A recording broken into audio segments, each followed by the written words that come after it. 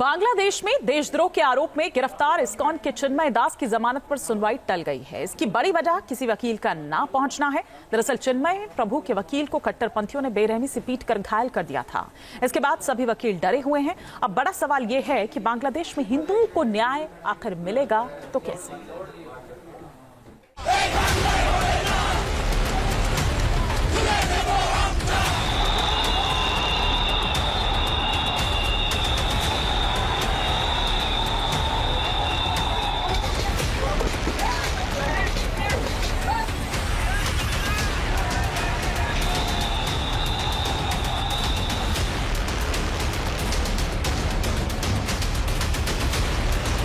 बांग्लादेश में हिंदुओं के खिलाफ कट्टरपंथियों का नफरती एजेंडा जारी है।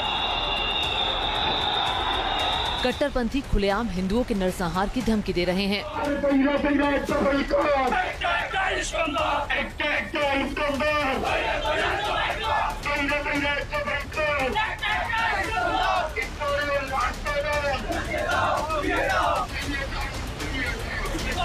पूरा मुल्क अराजकता की आग में झुलस रहा है और यूनुस सरकार आंखों पर पट्टी बांधे हुए है। हिंदुओं को प्रताड़ित करने के लिए तरह तरह के हथकंडे अपनाए जा रहे हैं। इस्कॉन के खिलाफ लगातार माहौल बनाया जा रहा है। कट्टरपंथियों ने अब बांग्लादेश के जेल में बंद धर्मगुरु चिन्मय कृष्णदास प्रभु के केस की पैरवी करने वाले वकील रमन रॉय पर जानलेवा हमला किया है। कोलकाता में इस्कॉन के उपाध्यक्ष राधा रमन दास ने सोशल मीडिया पर एक पोस्ट में रमन रॉय की तस्वीर शेयर की और कहा कि चिन्मय दास के वकील रमन रॉय पर क्रूर हमला हुआ है। वो आईसीयू में जिंदगी के लिए संघर्ष कर रहे हैं। उनकी गलती ये थी कि उन्होंने कोर्ट में चिन्मय प्रभु का बचाव किया। कट्टरपंथियों ने उनके घर में तोड़फोड़ की और उन पर बेरहमी से हमला किया। हम ये भी रिक्वेस्ट करते हैं बांग्लादेश गवर्नमेंट से कि जो भी चिन्मय कृष्ण प्रभु के एडवोकेट हैं या उनको डिफेंड करने के लिए आ रहे हैं, उनको सुरक्षा प्रदान की जाए।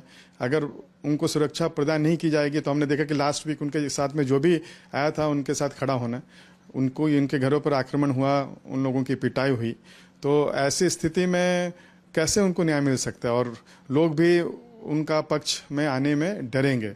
तो इसीलिए सरकार को चाहिए कि उनके एडवोकेट को भी सुरक्षा प्रदान की जाए। चिन्मय कृष्णदास ब्रह्मचारी को देशद्रोह के आरोप में 25 नवंबर को गिरफ्तार किया गया था। तब से वो जेल में ही हैं। 26 नवंबर को एक अदालत ने उनकी जमानत याचिका खारिज कर दी थी।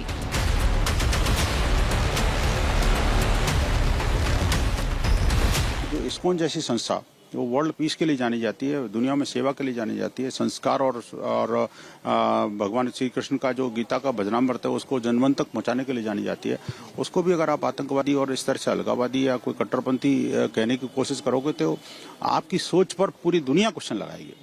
मैं कहना चाहता हूँ कि आखिरकार वहाँ के उनके एक नहीं 3 साधुओं को आपने अरेस्ट कर लिया और इस्कॉन के ऊपर अंकुश लगाने की जो कुत्सित प्रयास हो रहे हैं, ये बांग्लादेश को अपने उसमें गर्त में ले जाने की कोशिश हो रही है।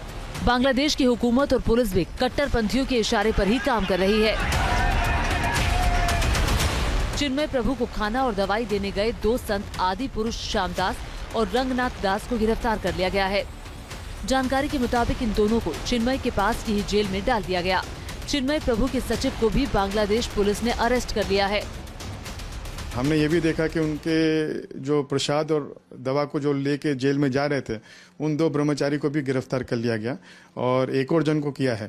तो जो बांग्लादेश सरकार है, पुलिस है, वो उनके अरेस्ट के ऊपर भी क्लैरिटी देंगे कि वो लोग क्यों अरेस्ट हुए हैं। तो उन लोग को भी जल्दी से जल्दी छोड़ना चाहिए।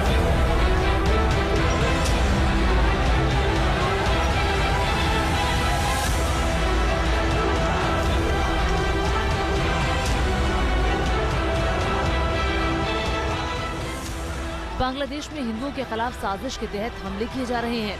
खासकर इस्कॉन को निशाने पर लिया जा रहा है। कट्टरपंथी संगठन इस्कॉन पर बैन लगाने की मांग कर रहे हैं। इसे लेकर ढाका हाईकोर्ट में 27 नवंबर को एक याचिका दायर की गई थी।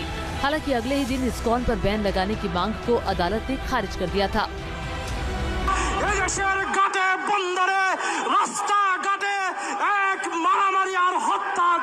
পরিচালিত হবে।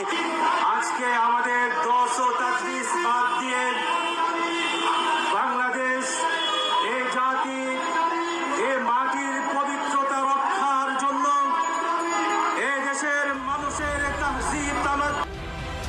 कट्टरपंथी ताकतें इस्कॉन के बहाने लगातार हिंदुओं को निशाना बना रही है।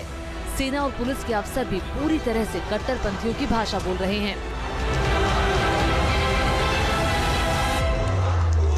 শ্রীরাম বলে তারা স্লোগান দিয়েছে। এছাড়া আমাদের ফেসবুকে এই সংক্রান্ত যে বিভিন্ন প্রচার প্রচারণা, সেখানকার যে সম্পৃক্ততা সেটা এবং গোয়েন্দা তথ্য সবকিছু বিচার বিশ্লেষণ করে আমরা এখন পর্যন্ত জানতে পেরেছি ইসকন সমর্থকরাই এই ধরনের ঘটনার সাথে জড়িত রয়েছে। আমরা জেনেছি তারা ইসকন সমর্থক আর কি বেশিরভাগ। बांग्लादेश में जो हो रहा है उससे साफ है कि वहाँ हिंदू सुरक्षित नहीं है। उन्हें चुन चुनकर निशाना बनाया जा रहा है। हिंदुओं को टारगेट करने के बहाने तलाशे जा रहे हैं। सवाल है कि शांति का नोबेल पुरस्कार दे चुके मोहम्मद यूनुस खामोश क्यों हैं? उनकी ऐसी क्या मजबूरी है कि वो कट्टरपंथियों के सामने सरेंडर कर चुके हैं? Team news nation. News nation अब व्हाट्सएप पर खबरों के ताजा अपडेट के लिए न्यूज नेशन के इस QR कोड को स्कैन करें।